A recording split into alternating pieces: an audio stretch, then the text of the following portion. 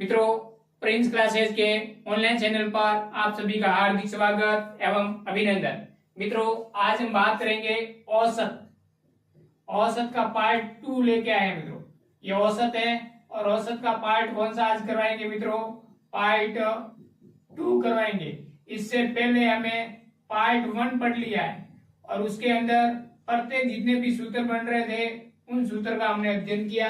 आज हम पार्ट 2 के अंदर कुछ महत्वपूर्ण सवाल हैं उसकी बात करने जा रहे हैं। एक एक सवाल को देखेंगे मित्रों, खुद को मिलाना है, उसके बाद में हम कैसे कर रहे हैं उसका भी आपको ध्यान से समझना है। चलो मित्रों, अब हम सवाल की बात करेंगे। पहला सवाल आपके पास में, प्रथम 10 पूर्ण संख्याओं का औसत कितना होगा? मित्रों, यहाँ प्रथम दिया गया है और पूर्ण संख्या दे रखी है और इसका क्या करना है? औसत ज्ञात करना है। तो आपको पता होगा पूर्ण, प्रथम, n पूर्ण संख्याओं, n पूर्ण संख्याओं का औसत कितना होता है मित्रों?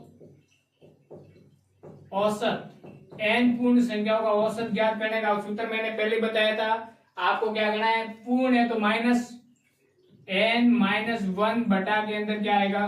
2। n कितना है? 10। तो यहाँ आ जाएगा 10 में से 1 घटाओगे और भाग इसका देना है 2 का। 10 में से 1 गया, कितना हो जाएगा मित्रों? यहाँ 9 और 9 के अंदर 2 का भाग दोगे तो आंसर आ जाएगा 4.5। कितना हो जाएगा? 4.5। ये बात समझ में आ गई है। पूर्ण संख्या है तो क्या करना है? -2। यहाँ मित्रों दे रखा है प्रथम 10 सम संख्याओं का औसत ज्ञात करना है। तो प्रथम n सम संख्याओं का आपको क्या ज्ञात करना है? औसत ज्ञात करना है। संख्याओं का औसत और सम संख्याओं का औसत ज्ञात करने का मैंने सूत्र बताया था मित्रों, n+1। क्या बताया था? n+1। n का मान कितना है? 10 +1 कितना हो जाएगा मित्रों? 11। तो ये आपका क्या हो जाएगा? आंसर। अगला क्वेश्चन है, प्रथम 20 विषम प्राकृत संख्याओं का औसत। विषम एंड प्रथम n विषम संख्याओं का औसत, संख्याओं का औसत और औसत ज्ञात करने का सूत्र क्या था? n। तो यहाँ n कितना दे रखा? 20। तो आंसर क्या आ जाएगा? 20। ये मित्रों आपका क्या हो जाएगा? आंसर। सम संख्या दे रखी है n+1, विषम है तो n, पूर्ण संख्या है n-1/2 और यहाँ प्राकृत संख्या आ जाती है तो n+1/2। ये आपको समझ में आ गया होगा। अगला जो चौथा क्वेश्चन है इंपोर्टेंट है मित्रों, एग्जाम में पूछा गया सवाल है। 3 प्राकृत संख्याओं का औसत कितना है? 40 है। 3 प्राकृत संख्याओं का औसत 40 है। इनमें से 2 प्राकृत संख्याओं का औसत कितना है? 38 है। तो आपको क्या करना है? तीसरी संख्या ज्ञात करनी। देखो मित्रों, औसत ज्ञात करने का सूत्र क्या है? राशियों का योग, राशियों का योग बटा राशियों की संख्या, राशियों की संख्या। अब ध्यान दो, इधर 2 कॉलम बनेंगे। 3 संख्याओं का औसत 40 है। औसत कितना है? 40। संख्या कितनी है? 3। और राशियों का योग नहीं दे रखा है तो आप क्या करोगे? आप करोगे राशियों का योग। तो राशियों का योग यहां से आ जाएगा मित्रों, 3 संख्याओं का योग, 3 संख्याओं का योग। और वो कितना आ जाएगा मित्रों? 3 का गुणा कर दो 40 से। 3 × 40 बराबर 120। 3 संख्याओं का योग आ गया 120। और यहां आप ज्ञात कर लोगे 2 संख्याओं का योग। तो यहां वापिस औसत कितना है? 38। संख्या कितनी है? 2 संख्याओं का योग, 2 संख्याओं का योग और बटा में क्या आ जाएगा मित्रों, संख्या कितनी है 2, तो 2 संख्याओं का योग आ जाएगा, 2 संख्याओं का योग, और वो कितना आ जाएगा मित्रों, 2 का गुणा 38 से कर लो, 2 गुणा 38 77 आ जाएगा 76। 3 संख्याओं का योग कितना और 2 संख्याओं का योग कितना, तो तीसरी संख्या मित्रों कितनी आएगी आपको बता दूं, तीसरी संख्या बराबर आ जाएगा, तीसरी संख्या का योग बराबर कितना हो जाएगा, तीसरी संख्या सीधी आ जाएगी 3 संख्याओं का योग, 3 संख्याओं का योग माइनस में आ जाएगा 2 संख्याओं का योग, संख्याओं का योग, 3 संख्याओं का योग कितना आ रहा है 120,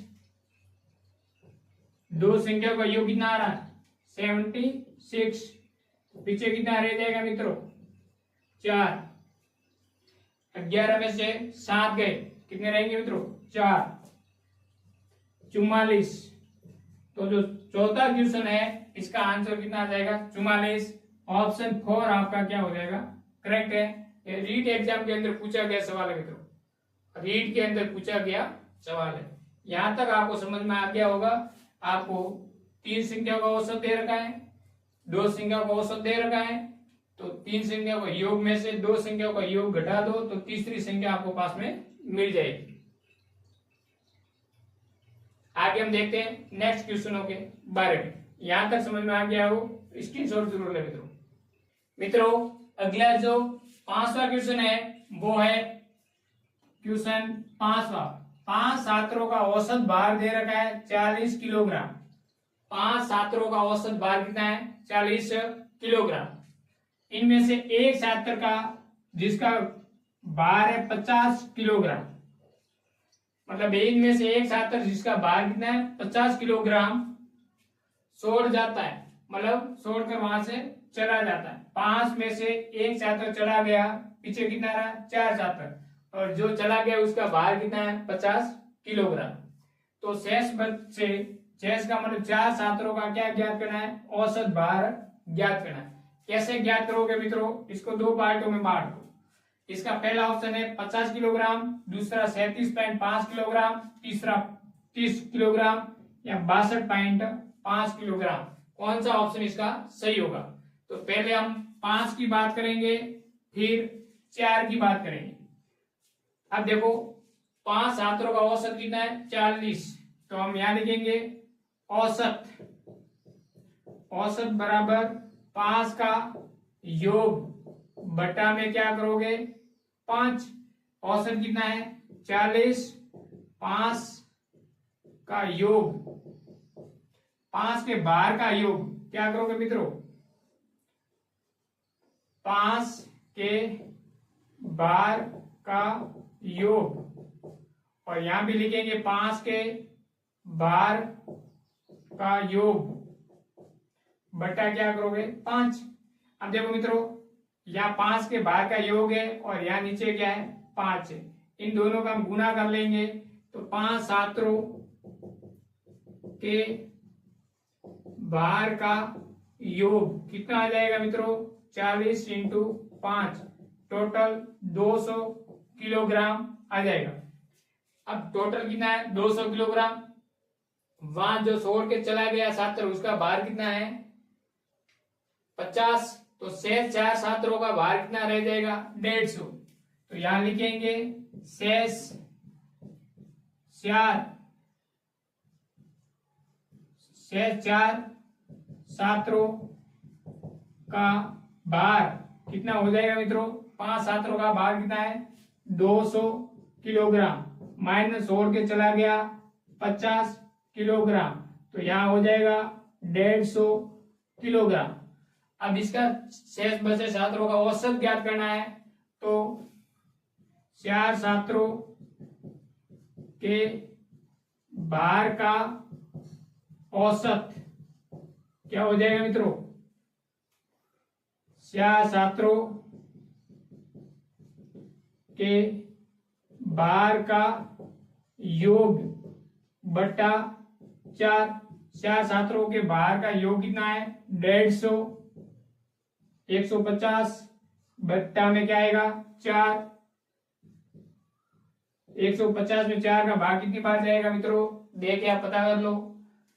4 तिया 12, 30, 728, 2 मतलब 37.5 किलो औसत ज्ञात करना है। औसत भार 37.5 किलोग्राम। ये स्याह छात्रों का क्या हो जाएगा औसत। इस स्याह छात्रों का औसत या शेष छात्रों का औसत, शेष छात्रों का औसत, इसका मतलब ऑप्शन कौन सा सही होगा मित्रों, दूसरा ऑप्शन आपका करेक्ट है। दूसरा ऑप्शन करेक्ट है। आगे देखो, 3 संख्याओं का औसत आपको दे रखा है 7। पहली 2 संख्याओं का औसत आपको दे रखा है कितना 4। तो तीसरी संख्या आपको क्या ज्ञात करना। तीसरी संख्या क्या होगी मित्रों, यहां देखो औसत, यहां भी 2 कॉलम बना दो। पहला ऑप्शन है 15, दूसरा है 13, तीसरा है 7 और लास्ट डी ऑप्शन आपको क्या है 4 दे रखा है 4। कौन सा ऑप्शन सही होगा। तो आपको एक तो 3 छात्रों का औसत और एक 2 छात्रों का औसत, दोनों संख्याओं को 3 संख्याओं को योग करेंगे, 2 संख्याओं का योग करेंगे, 3 संख्याओं का योग में से 2 संख्याओं का योग हम क्या कर लेंगे घटा देंगे। देखो मित्रों 3 संख्या का औसत बराबर क्या आएगा 3 संख्या का योग और बटा में क्या आ जाएगा 3। औसत कितना दे रखा है 7। 3 संख्याओं का 3 संख्या का योग बटा में कितना आ जाएगा 3। इन दोनों का गुणा करोगे तो यहां आपको आंसर आ जाएगा 3 संख्याओं का योग बराबर 7 इंटू 3, 7 तिया 21 आ जाएगा। 3 संख्याओं का योग आ गया। अब आपको कौन सा ज्ञात करना है 2 संख्याओं का योग ज्ञात करना है। तो 2 संख्याओं का औसत बराबर क्या होगा 2 संख्याओं का योग बटा में आ जाएगा 2। औसत कितना दे रखा 4। 2 संख्याओं का योग बटा में 2। इन दोनों का गुणा हो जाएगा तो यहां आ जाएगा 2 संख्याओं का योग बराबर 4 इंटू 2 बराबर 8। 2 संख्याओं का योग कितना आ गया 8। 3 संख्याओं का योग कितना आ गया 21। इसका मतलब तीसरी संख्या क्या होगी, इनमें से ये घटा दो तो तीसरी संख्या बराबर क्या हो जाएगा मित्रों 21 माइनस 8। 21 में से 8 घटा दो तो ये हो जाएगा 13। कितना हो जाएगा मित्रों 13। और आपका ऑप्शन कौन सा सही होगा, बी ऑप्शन आपका क्या है सही होगा। यहां तक आपको जो 6 सवाल आज करवाए हैं वो महत्वपूर्ण थे और एग्जाम में आने लायक थे, इसलिए ये एग्जाम में आए हुए रीड के अंदर और वापिस सतु श्रेणी के अंदर ऐसे सवाल पूछे जाएंगे, इससे हार्ड सवाल नहीं आएंगे। तो ज्यादा से ज्यादा क्वेश्चन की प्रैक्टिस कीजिए और प्रिंस क्लासेस सांसद पर नए हो तो वीडियो को लाइक शेयर सब्सक्राइब जरूर करें मित्रों। मिलते हैं नेक्स्ट वीडियो के साथ में, तब तक निरंतर रूप से पढ़ाई करते हैं। Thank you.